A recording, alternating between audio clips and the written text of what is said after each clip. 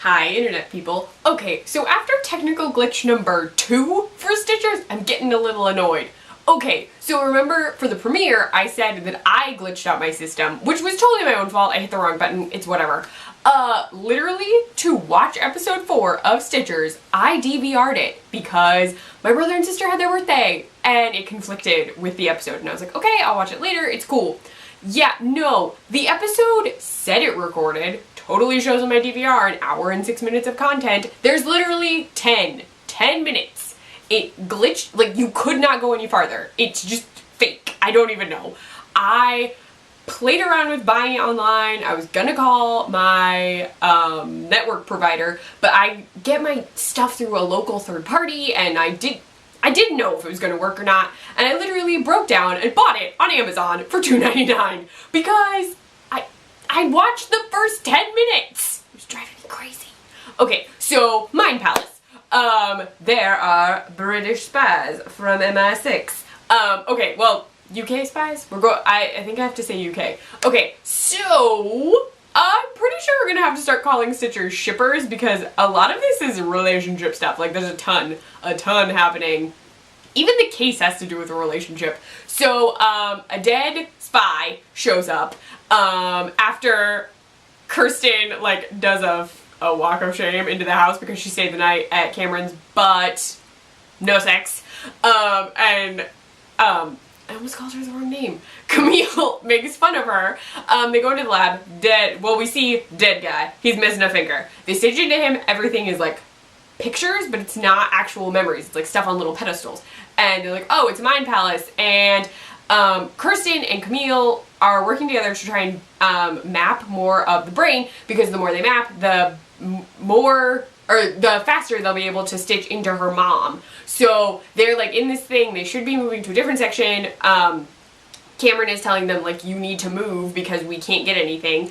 The death memory winds up being in code, and we just see a golden snake like jump at Kirsten's face, and Cameron is super pissed.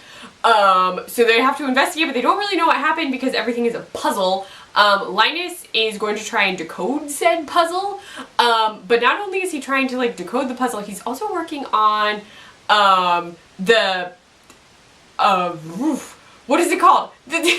Oh, my lord! The emotion thing.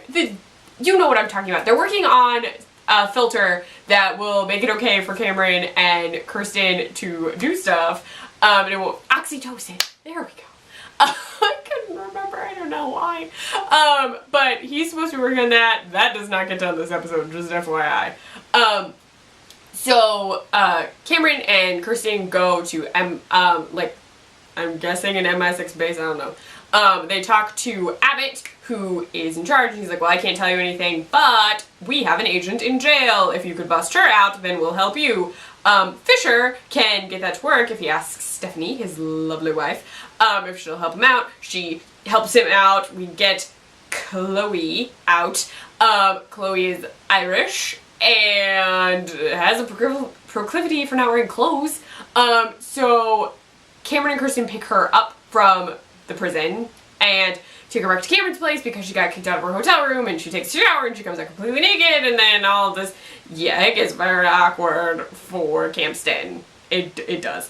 But she's gonna stay there. They're gonna still try and figure out what's going on. Linus and Camille are out checking the scene to see if they can find any clues.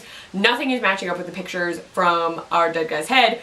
And then Linus and Camille have a chat about relationships, and he assumes she's dating a guy, and she's not, and she's like, please don't tell anybody that I'm dating someone because I don't want to make it a thing.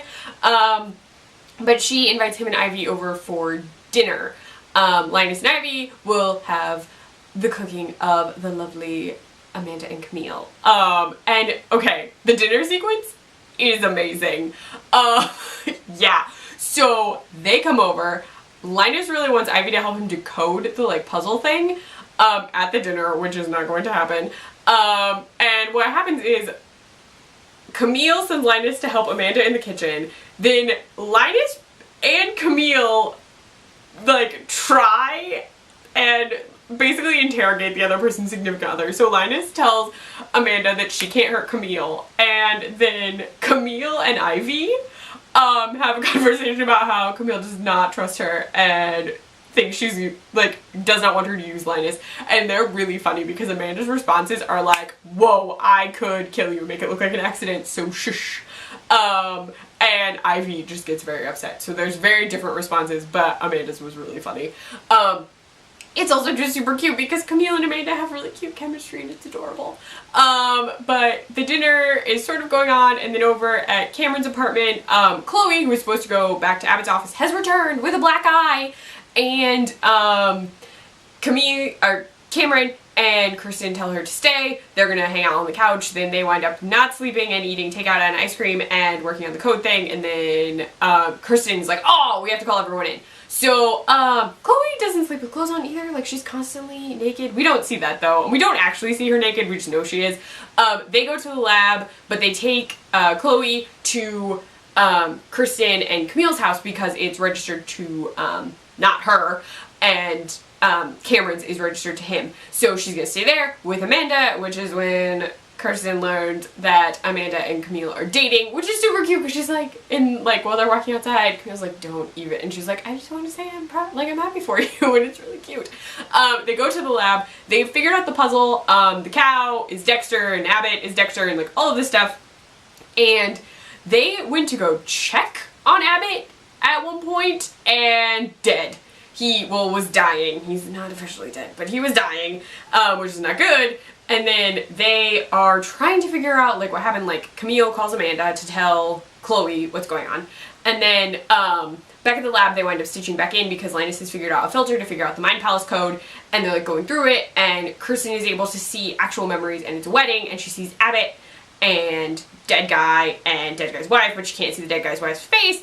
And then Abbott, she's like, no, I figured it out, like, he was having an affair, and then, like, that stopped, because they figured out Abbott was actually at the scene of the crime, because there was a cow on a terracotta roof.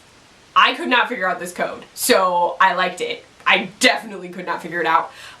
They keep going through it, then finally, Kirsten sees the wife's face after they've, like, figured out her coat of arms and who she is, and then Camille has already dashed out of the lab, because, guy's wife is Chloe. Her name is actually Belinda, and she's been in the US secretly because she disappeared, not because she is a spy. I mean, she is, but, yeah, she wasn't kidnapped. She wanted a divorce and decided she didn't actually want to file for a divorce. Yeah, not a great decision on her part.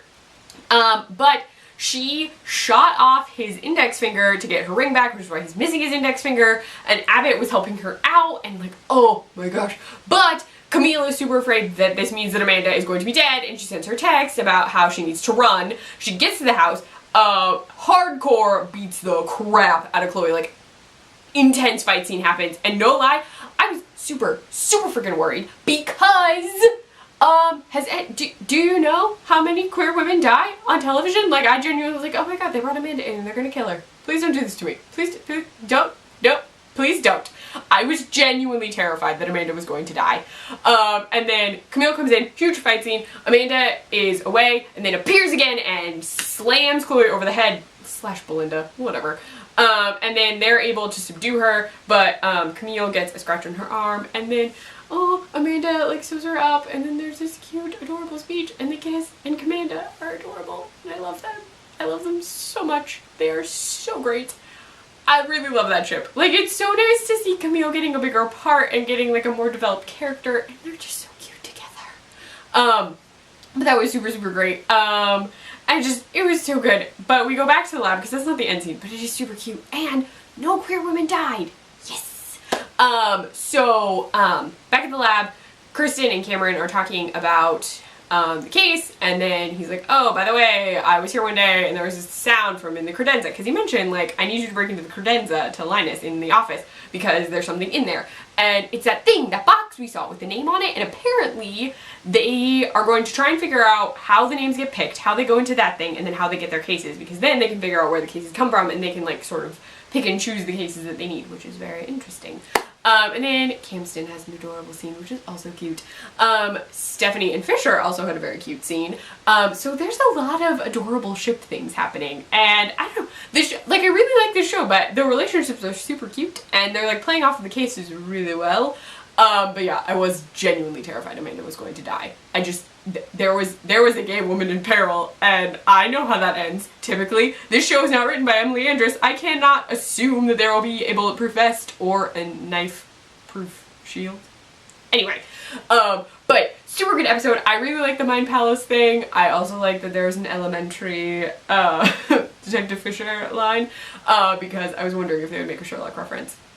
So, really cool episode. I believe there is a very massive, not massive, there's like a 2-week hiatus, between episodes. I looked it up on IMDb because it didn't record well. I haven't looked at the preview, but I believe that it won't be back until July 17th, which actually works out pretty well for me. I would love for the show to still be on, but it coming back on the 17th coincides with a trip, so it works out decently well. This does mean that I won't technically have recaps. Like, there won't be anything to recap for 2 weeks. I might do some, like, chatting about Stitchers. I don't know yet. But definitely keep an eye out for recaps the week of the 17th when the show comes back. Let me know what you thought of Mind Palace in the comments below or on Twitter. I'm at CleffNotes. You can find me on my blog, cleffnotes.wordpress.com. I write for the Nerdy Girl Express, nerdygirlexpress.com, and I run their Snapchat. And before I forget, because I forget this all the time, if you like this video, please give it a thumbs up, and if you want to see more of me, please subscribe. Bye, internet people.